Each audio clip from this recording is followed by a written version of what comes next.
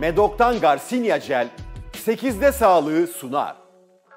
8'de sağlık kaldığı yerden devam ediyor. Şimdiki konuğumuz kalp ve damar cerrahisi uzmanı operatör doktor Zuhal Durmaz. Hocam hoş geldiniz. Hoş bulduk. Hoş geldiniz hocam. Nasılsınız? Teşekkürler. Siz nasılsınız? Bizler de iyiyiz. Çok sağ olun. Hocam hemen çok merak ettiğim bir şeyi sormak istiyorum.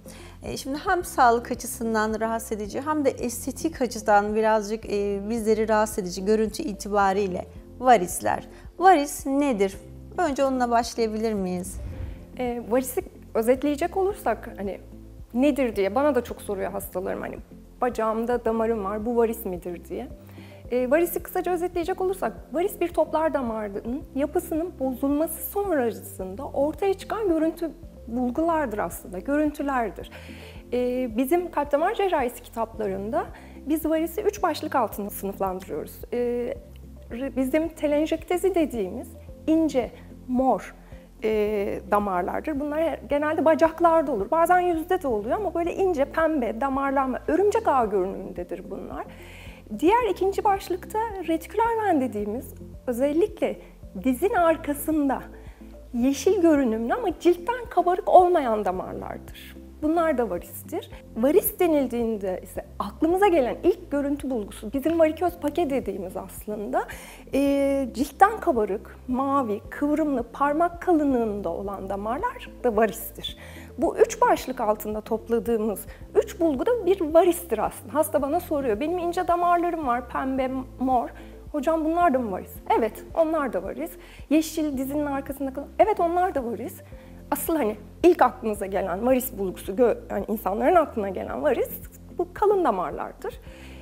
Bunların aslında bu varis 3 bulgunun da altta yatan asıl başka bir sebebi var. Biz bunu araştırıyoruz, biz kalp damar cerrahları olarak.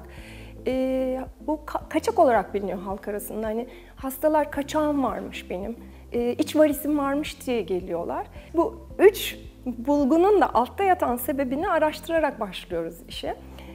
Ben hastalarıma şu şekilde tarif ediyorum. Bu kaçak nedir, iç varis nedir, bizim venöz yetmezlik dediğimiz hastalık nedir, bunu tarif ederken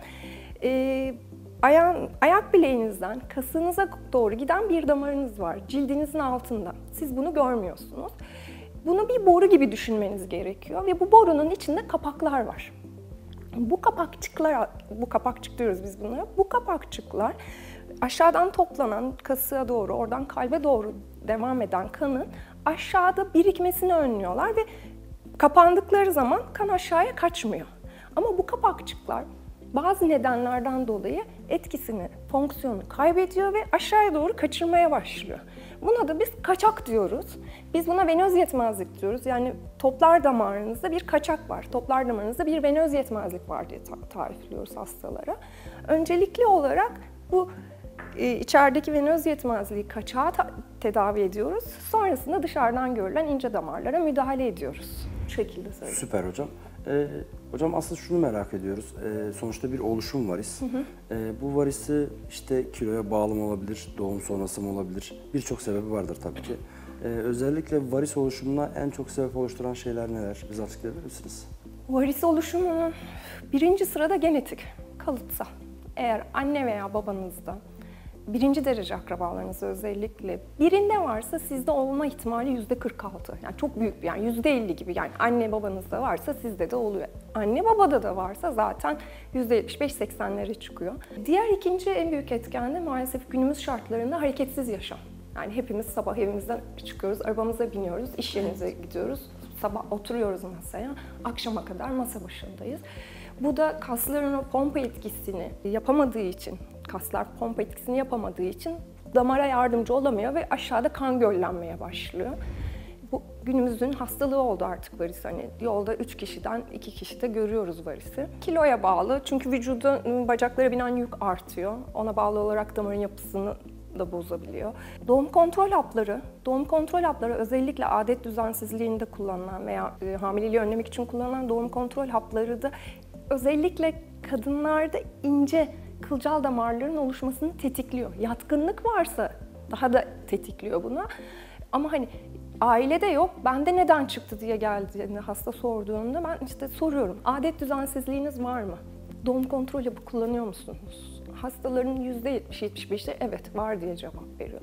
Hormon replasman tedavileri özellikle yine kılcal damarların oluşumunu arttırıyor ve tabii ki menopoz. O da bir hormonal değişiklik olduğu için kadınlarda. Menopoz döneminde de belirli bacağının sadece bir bölgesinde var kılcal damarı. Menopozdan sonra artış gösteriyor. O 10 yıllık süreç içerisinde daha da, yani bazı hastalarım diyor ki etek giyemiyorum, harita gibi oldu menopozdan sonra diyor. Oluşan etkenler bu ama tabii ki en başta genetik, daha sonrasında da hareketsiz yaşam. Süper hocam. Peki hocam gelen hastalarınız ağrıyla mı geliyor yoksa sadece görüntüden rahatsız olduğu için mi? Bu varisin teşhisini nasıl koyuyorsunuz? Hani bu varistir diyebilmek için nasıl bir bulguyla geliyor yani hastalarınız? Evet, yani tabii her bacağımızda gördüğümüz damar varis midir? Evet. Yani şurada küçük bir şeyim var hocam bu varis midir diye geliyor hasta. Onu detaylı değerlendirmek gerekiyor. Hastalar özellikle genelde genç yaş grubu diyeyim. Estetik kaygıyla geliyor. İnce kılcal damarlar veya daha büyük parmak gibi. İşte etek giyemiyorum, şort giyemiyorum, yazın hep saklamak zorunda kalıyorum diye geliyor. Diğer grupta ağrı şikayetiyle geliyor. Özellikle gün sonunda ayak bileği çevresinde böyle dolgunluk hissi var hocam. İşte bacaklarımı 2 kilo daha ağır hissediyorum. Sabah giydiğim çizmeyi akşam kapatamıyorum. Ödem oluyor gün sonunda ayak bileğine. Yani çok böyle tabir şöyle oluyor. Ayak bileklerim, bacaklarımı kütük gibi hissediyorum hocam diyor hastalar bana. Diğer şey gece krampları. Özellikle gece kramplarını araştırmak gerekiyor. Gece kramplarının birden fazla sebebi var ama varis de bunlardan birisi. Özellikle iç varis, venöz yetmezlik. Diğer bulgu ayak tabanlarında yanma. Özellikle yaz aylarında sıcakla birlikte hastalarda ayak tabanlarında yanma şikayeti oluyor ve onu bir türlü sebebini yapamıyorlar. Acaba ayağın tabanlarım yanıyor ama neden diye düşünüyor hasta. Bu da iç varisin bir sebebi, venöz yetmezliğin bir sebebi aslında. Bunları hani detaylı olarak hastayla konuşuyorum, hani şikayetlerini değerlendiriyorum, fizik muayenesini yapıyorum. Daha sonrasında da bir Doppler ultrason dediğimiz bizim damarın yapısını ve o fonksiyonunu, kan akışını değerlendirdiğimiz bizim toplar damara yapılan venöz Doppler ultrason sonucuyla birlikte bir bütün olarak değerlendiriyoruz. O bacağındaki damar varis mi değil mi diye. Sonrasında da tedavi sürecini konuşuyoruz hastalarla. Bu şekilde. Çok merak ediyoruz zaten hocam böyle bir durum. Sonuçta varis size geldi. Varisin bir derecelendirmesi var ve buna göre bir tedavi seçeneği var. Bunları biraz bize açıklayabilir misiniz? Tedavide ne kullanıyoruz? Nasıl bir uygulama yapıyoruz? Hastayı muayenesini yaptık. Doppler ultrasonunu gördük. Şikayetlerini dinledik. Hastaya da bu sefer tedavi aşamasında bakıyorum. Eğer hastanın venöz Doppler ultrasonunda derecesine bağlı olarak iç varisi varsa önce ameliyat öneriyoruz. Yani bu aşamalı bir tedavi yöntemi varis. Benim şurada küçük bir damarım var. Oraya bir küçük köpük tedavisi yapalım hocam. Evet yapılabilir ama önce alttaki bir sebebi değerlendirmek gerekiyor. Yani bunu şöyle de değerlendirebiliriz. Evinizin tavanında boya dökülmeye başlamış bir kaçak var. Küçük bir yer ama. Siz onu kapatıyorsunuz. Boyacıyı çağırıyorsunuz, kapatıyorsunuz. Aradan bir ay geçiyor, bu sefer başka yerden. Yani orada aslında bir yerden bir su kaçağı var ve sizin o su kaçağını değerlendirmeniz gerekiyor. İlk önce o su kaçağını asıl kapatıp problemi çözmek gerekiyor. ortadan kaldırıp ondan sonra boya yapmak gerekiyor. Bu iş de öyle. Öncelikli olarak hani kaçak var mı? Varsa o kaçağı tedavi ediyoruz. Kaçaktan sonra da o küçük damarına müdahale ediyoruz. Bu müdahale yöntemleri özellikle bu ince damarlara iğne tedavisi diye biliniyor. En çok hani hastalarım bana iğne tedavisi diye geliyorlar. Biz buna skleroterapi diyoruz. Köpük tedavisi, skleroterapi.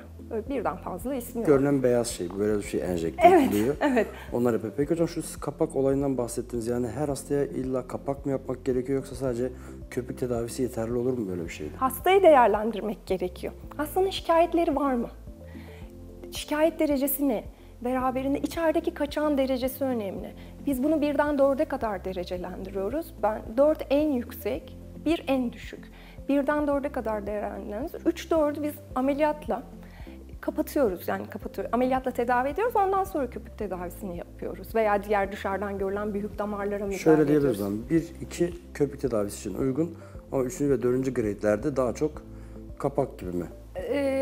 Onu tam o şekilde sınıflandıramıyoruz çünkü hastanın şikayetleri de önemli. Onu birazcık muayene sırasında, muayeneden sonra karar veriyoruz. Yani hani size şey diyemem, 1-2 kesin ameliyat değildir, 3-4 kesin ameliyat. Orada birden fazla faktör var.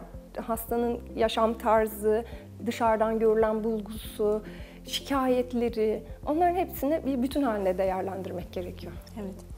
Hocam teşekkür ediyoruz. Ağzınıza sağlık, ayağınıza sağlık. İyi ki geldiniz. 8'de Sağlık'ta bugünkü konuğumuz kalp ve damar cerrahisi uzmanı operatör doktor Zuhal Durmaz idi. Kendisiyle varis hakkında bir sohbet gerçekleştirdik. Çok teşekkür ediyoruz. 8'de Sağlık kaldığı yerden devam ediyor. Medok'tan Garcinia Jel 8'de sağlığı sundu.